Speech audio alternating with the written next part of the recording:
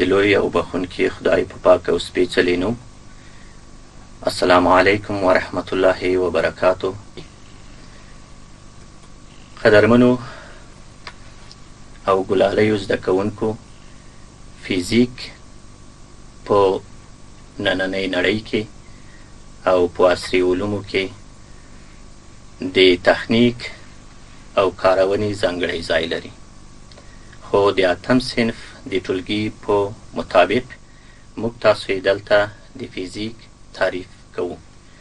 فزیک په لغت کې د فیوزیس یونانی او د فیزیکا لاتینی کلمو څخه اخیستل شوی چې معنا یې طبیعت دی. یعنی په دې معنا چې فزیک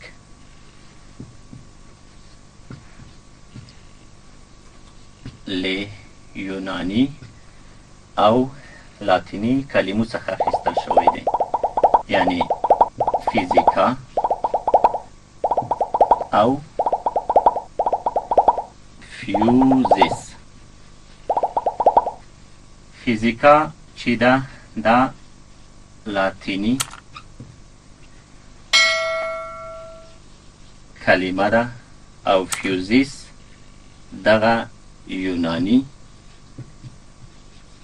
کلمه ده.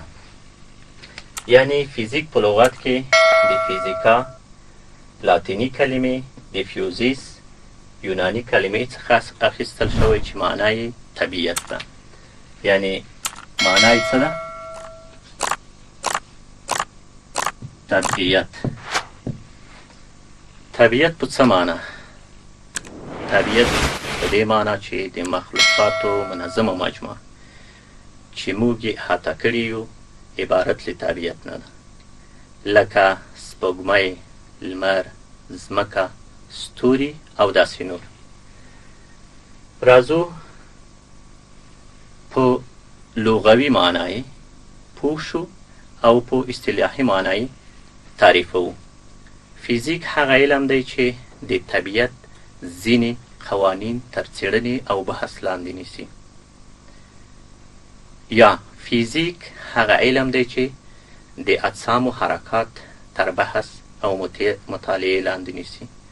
یا فزیک هغه علم دی چې د تودوخې درجه او تودوخه تر بحث لاندې نیسي. نو راځو د فزیک تاریخچې ته. د فزیک تاریخچې نه مخکې په اووم ټولګي کې اندازهګیري ده. یعنی په اصطلاحي معنی دا معنا هم کولی شو چې فزیک هغه علم دی چې اساس او بنسټ یې اندازه کول یا اندازهګیري تشکیلوي. د فزیک تاریخچه درې دورې لري: لومړۍ دوره، دویمه دوره، دریمه دوره.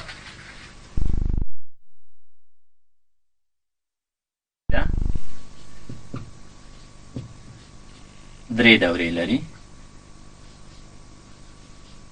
لومړۍ دوره، دویمه دوره، دریمه دوره. لومړۍ دوره د فزیک چې ده د 14مې میلادي پیړۍ څخه پیل ده.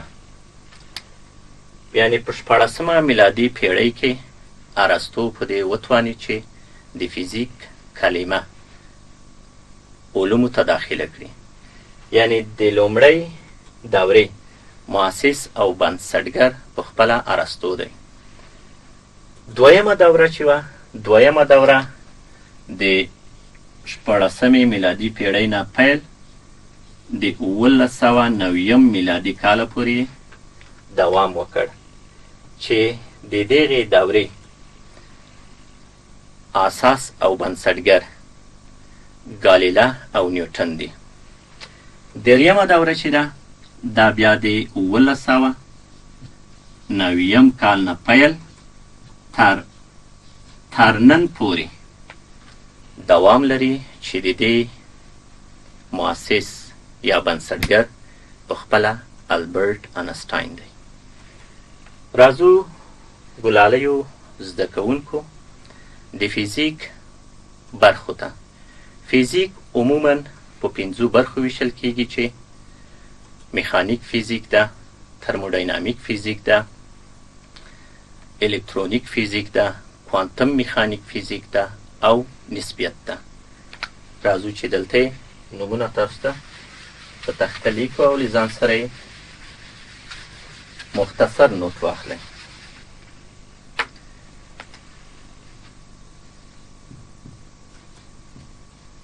فیزیک عموما په 5 برخو ویشل کیږي.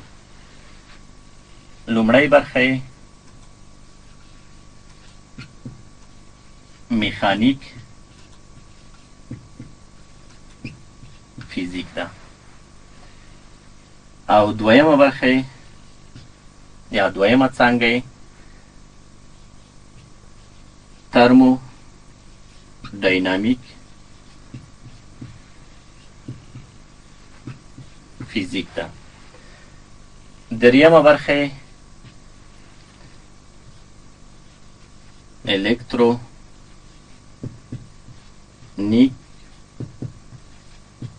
فیزیک ده.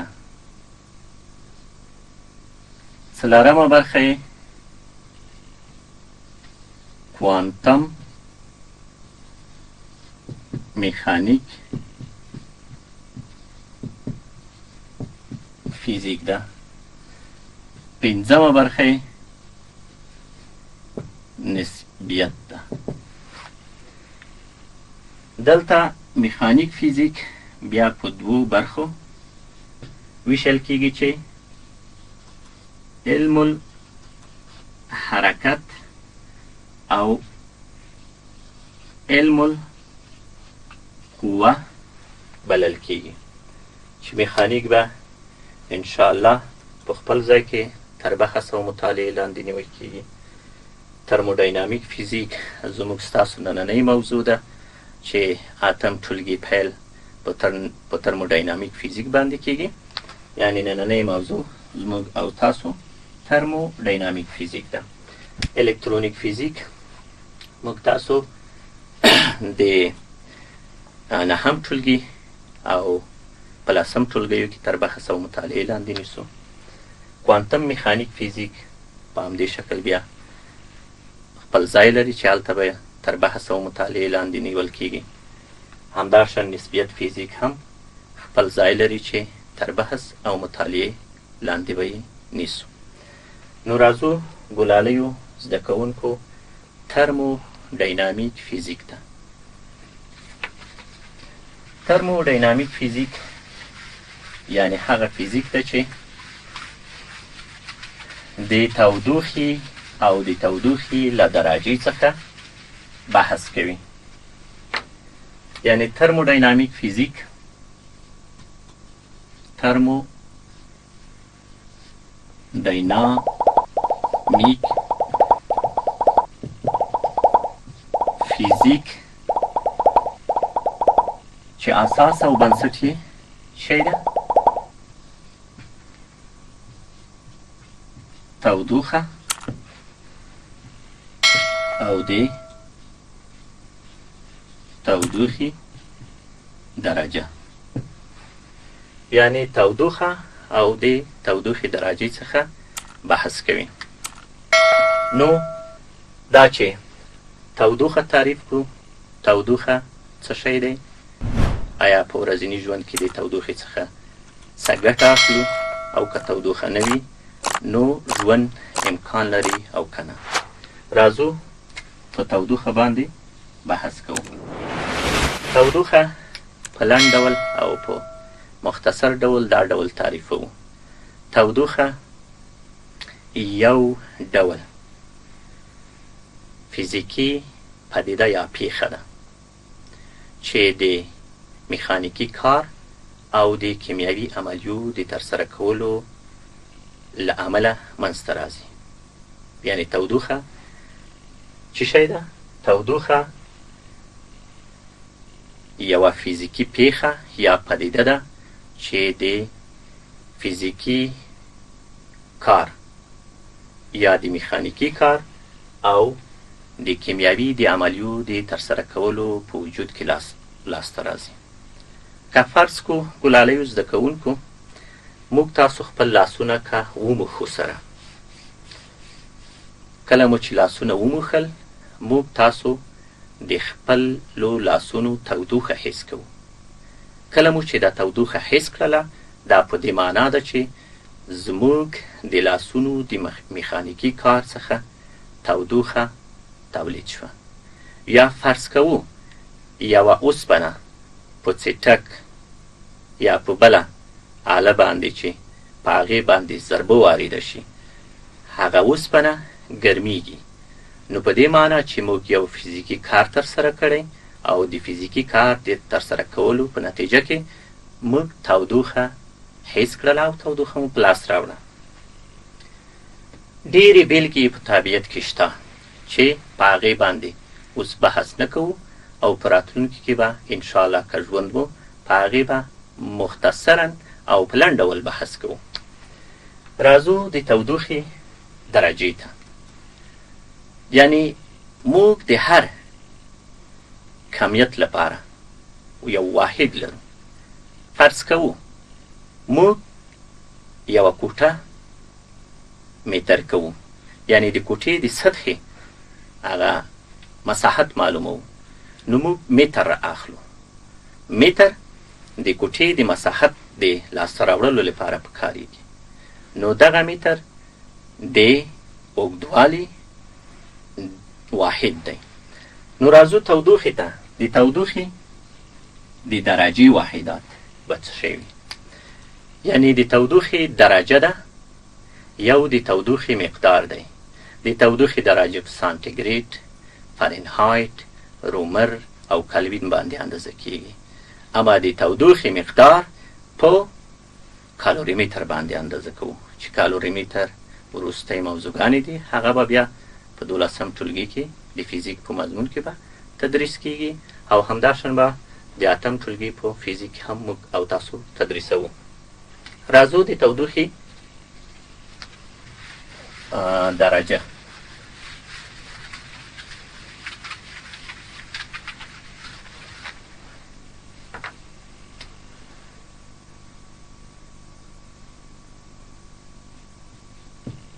د تودوخې درجه. د تودوخې درجه موږ تاسو په چینی ټاکو په سانتیګریډ.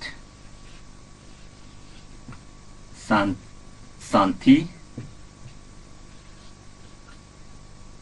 ګریډ، سانتیګریډ. بل په فارنهایت. بل ګلالیو زده کوونکو په رومر. بل ګلالیو زده کوونکو په کالوین. سانتیګریډ، فارنهایت، کالوین، رومر، کالوین. سانتیګریډ زده کوونکو په فیزیک کې په لنډ ډول په سی درجه، یعنی سی به ولیکئ، درجه به پاسه په ولیکئ سانتیګریډ دی، او اف د فارنهایت لپاره سمبول دی، او آر د رومر لپاره سمبول دی، کا د کالوین لپاره سمبول دی.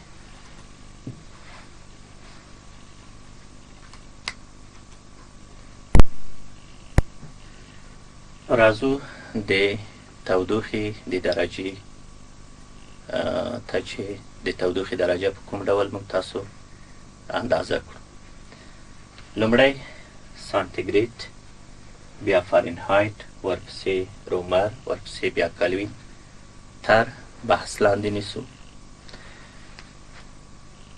لومړی د سلسیوس په نوم یو عالم د تودوخې د درجې لپاره د سانتیګریډ طبقه بندي او درجه بندي وکړله.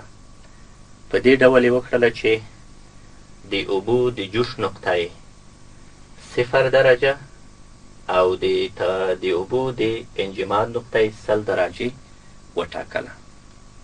له هغې څخه وروسته بیا د کارلوس نیله په نوم یو عالم راغی چې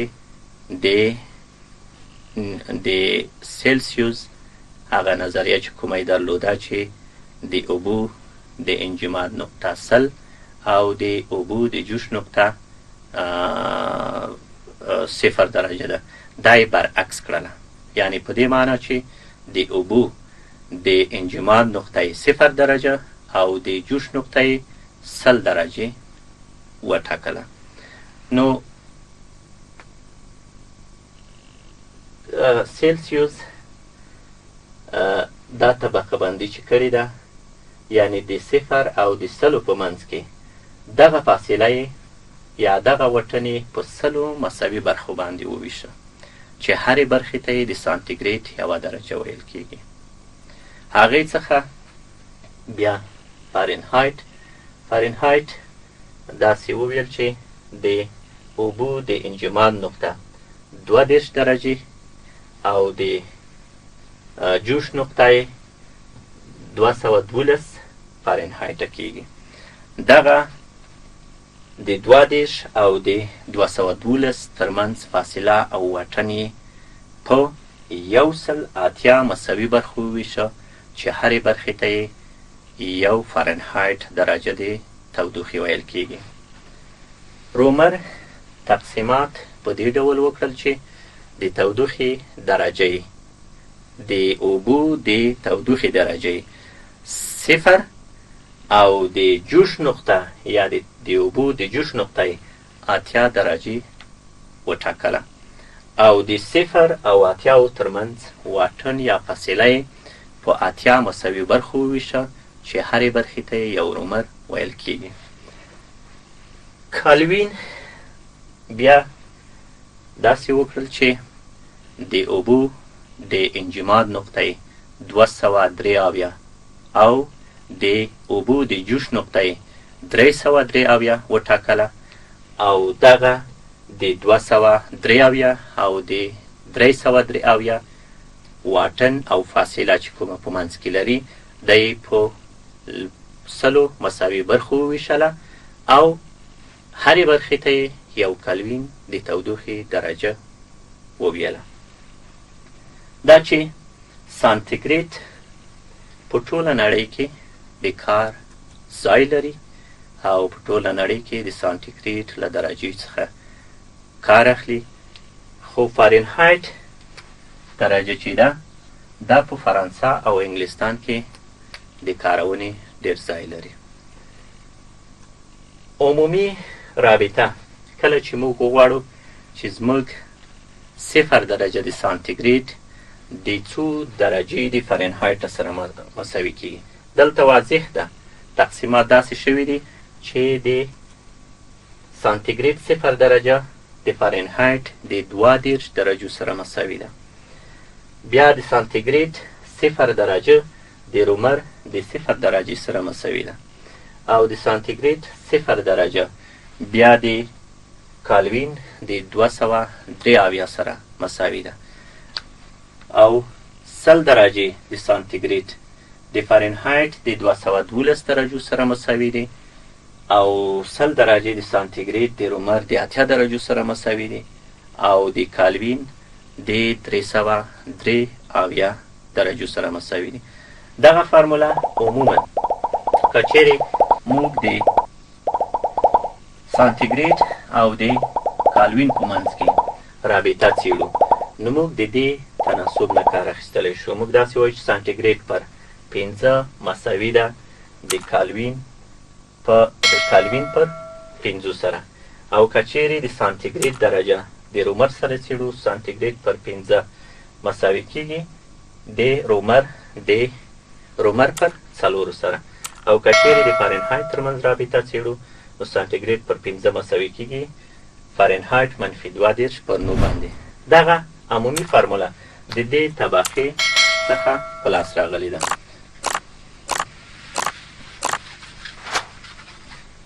هغه تقسیمات چې پخوا وویل شول سانتیګریډ پر سلو دا مساوي ده فارنهایت درجه دی، یعنی فارنهایت منفی 22 پر 180 دا مساوي کیږي. رومر په څو په 80 مساوي برخه ویشل شوی ده. دا مساوي کیږي کالوین منفي 273 پر سلو. دغه مساوي د دې سره ده. د دې لپاره چې دغه رابطه ساده شي او په اسانۍ سره له دې څخه کار واخلو، نو د مساواتو ټول اړخونه په شلو کې ضربوو، یعنی د دې مساواتو دا ټول مساوات په شلو کې ضربوو. کله چې په شلو کې ضرب شي، د اختصار څخه وروسته سانتیګریډ پر 5 پاتې کیږي. دا به مساوي شي 180 چې په شلو باندې وویشو، یعنی فارنهایت درجه 22 او دا به نه پاتې شي. او که چیرې 80 پر شلو باندې وویشو، رومر پر 4 پاتې کیږي. او که چیرې سل شلو باندې وویشو، کالوین 273 او پر 5 پاتې کیږي، چې دغه رابطه د پاس رابطې سره اړیکه لري. نو دا عمومي فرمول ده. زه ګلالیو زده کوونکو په دې کې یو مثال راوړو چې دا مثال موږ تاسې په دې کې حل کړو او بیا به یې په مفهوم باندې ښه صحیح پوه شو. دا عمومي رابطه ده او د دې د تقسیماتو د طبقه بندۍ څخه په لاس راځي.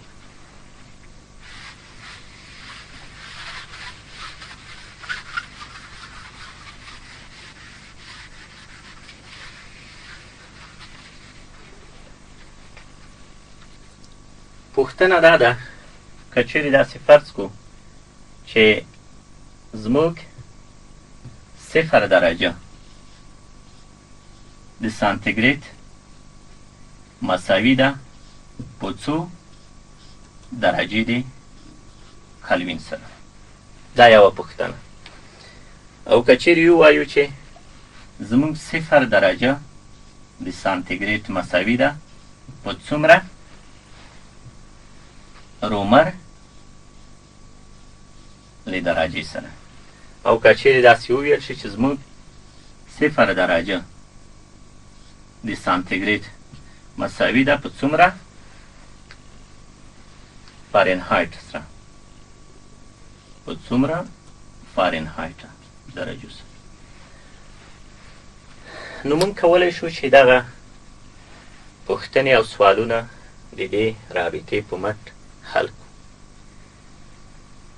کله چې موږ تاسو ښه تحلیل دلته وکړو، نو د سانتیګریډ او کالوین ترمنځ دغه رابطه راځي، یعنی سانتیګریډ درجه پر 15 زموږ مساوي کیږي کالوین پر 15. او که چیرې سانتیګریډ او رومر ترمنځ خبره شي، سانتیګریډ مساوي کیږي سانتیګریډ پر 15 دا مساوي کیږي رومر پر 4. او که چیرې د سانتیګریډ او د فارنهایت ترمنځ رابطه شي، نو سانتیګریډ پر 15 زموږ مساوي کیږي فارنهایت منفي 32 پر 9. نو د دې فارمولونو څخه موږ کولی شو چې استفاده وکړو.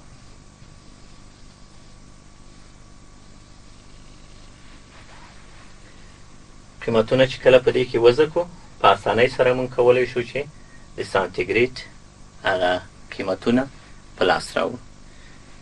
د کالوین سره د سانتیګریډ قیمتونه د رومر سره، د سانتیګریډ قیمتونه د فارنهایت سره. یوه بله رابطه هم شته. یوه بله رابطه دا ده چې موږ کله سانتیګریډ فارمولونه ځان ته څیړو، د هغې لپاره د ټي سي مساوي کیږي A ضرب F جمع B. د دې خطي رابطې څخه هم ګټه اخیستلی شو.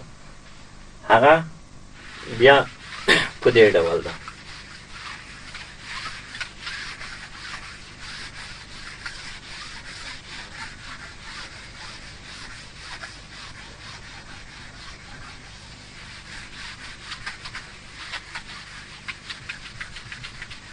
یعنی یو بل فرمول موږ لرو چې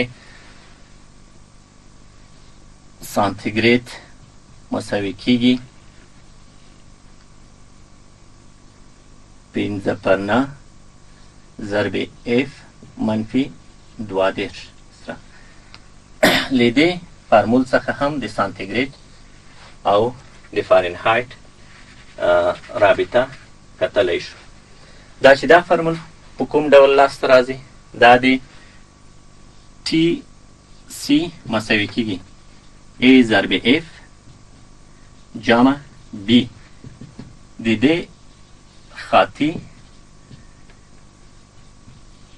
رابطې څخه په لاس راځي.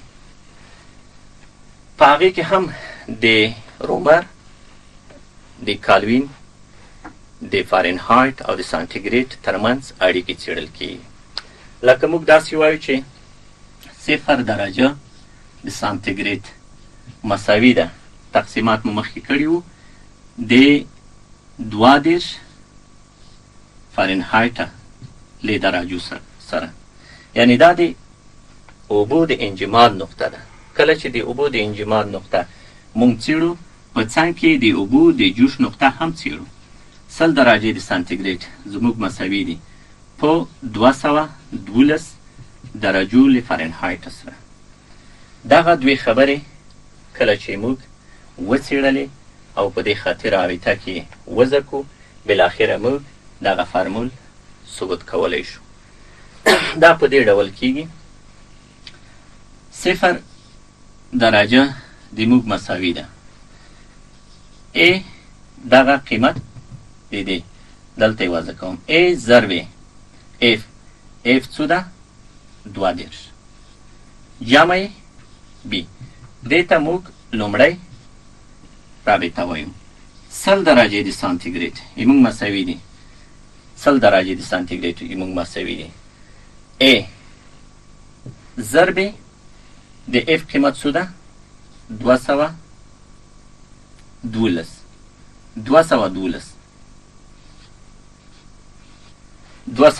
ده. دې ته موږ دوهمه رابطه وایو. دا دوهمه او لومړی رابطه د افنا طریقې په اساس طرف په طرف منفي کوو. کله مو چې منفي کړه، د A قیمت لاسته راوړو. د A قیمت مو چې لاسته راوړو په اوله رابطه کې وضع کوو. بالاخره موږ د سانتیګریډ او د فارنهایت ترمنځ دغه فرمول چې شتون لري دغه په لاس راوړو او ثبوتوو.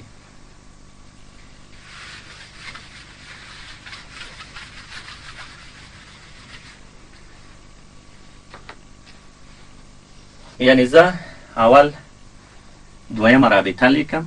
100 مساوي دي په A ضرب 212 جمع B. دوهمه رابطه ده.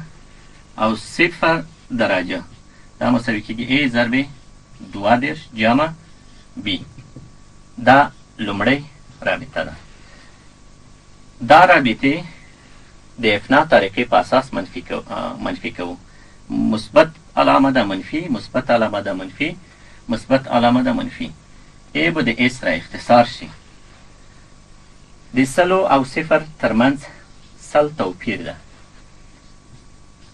ای ضرب د 212 او د 22 ترمنځ توپیر 180 ده.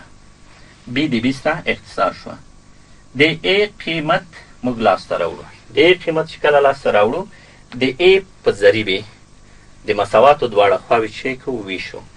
دلته د ای ضریب 180 درجې ده.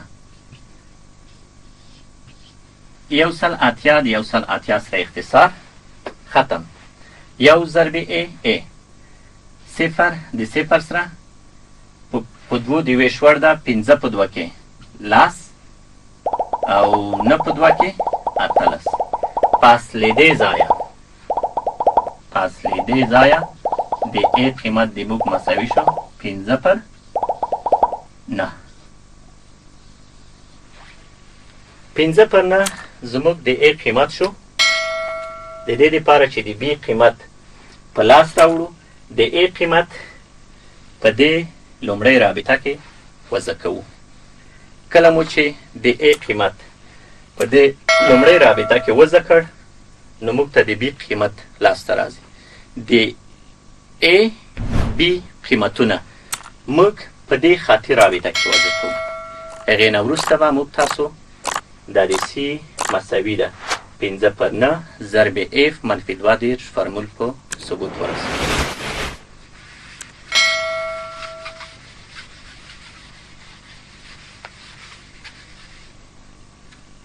د ای قیمت د صفر مساوي په دې رابطه کې وضع کوو. د ای په ځای قیمت هلته شته. د ای قیمت څو ده 15 پر 9 ضرب 2 جمع بی. فاصلېدې ځایه موږ بی په کار ده. بی چې کله د مساواتو ای طرف ته واړو د بی قیمت به څه شي منفي به شي. نو موږ داسې لیکو چې فاصلېدې ځینه بی زموږ مساوي ده منفي 15 پر 9 22 سره. یعنی زموږ د بی قیمت بی مساوي منفي 15 پر 9 ضرب 22. دغه دوه قیمتونه دا د ای قیمت او د بی قیمت را اخلو په دې خطي رابطه کې وضع کوو.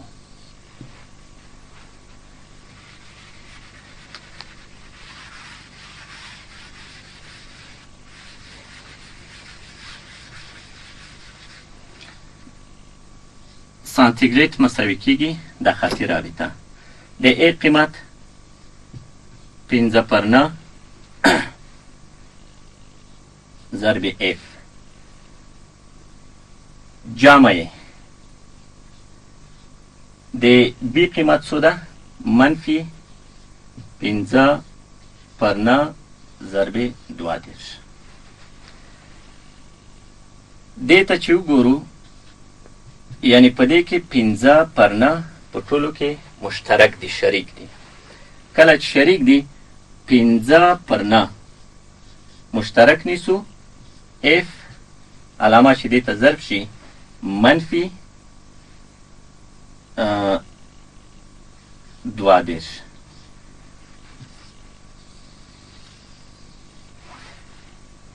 یعنی سانتیګریډ مساوي کیږي 15 پر 9 ضرب اف منفي 22. نو دغه د نن ورځې درس و چې موږ تاسو په دې ترتیب او په دې طریقه سره ثبوت کړو.